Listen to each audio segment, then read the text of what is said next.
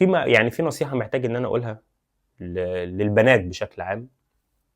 بصوا يا جماعه الخير، سواء امك او يعني انت زوجك اخوكي ايا كان يقرب لك ايه، في لعبه جديده اسمها فانتازي، او هي مش جديده يعني، في لعبه اسمها فانتازي دي تبع الدوري الانجليزي.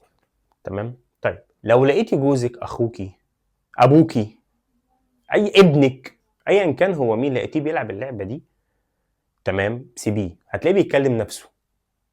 واخده بالك انت ازاي؟ هتلاقيه كده قاعد بيتكلم نفسه، طب اجيب ده، طب ابيع ده، طب اخلي ده، طب اعمل ده. دي لعبه يعني بتلعب في الدوري الانجليزي، ده يجي سبت وحد تلاقيه قاعد من يوم الجمعه او من يوم الخميس قاعد مطبق مع اصحابه على القهوه، واخد بالك انت ازاي، واخد بالك انت ازاي، وعمال يتكلم بقى وبتاع، وهنجيب مين وهنبيع مين وهنعمل ايه وبتاع. سيبيه، ما تتكلميش معاه لحد ما هيجي هو يتكلم معاكي مره واحده كده، وهياخد رايك على فكره في التشكيل.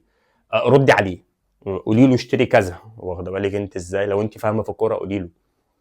فاللعبه دي يا جدعان لو انتوا عاوزين ان احنا نلعبها، نكريت كده ليجا نلعب مع بعضينا، مفيش اي مشكله، قولوا لي في التعليقات ان احنا نكريت ليجا كده ونلعب مع بعض، مفيش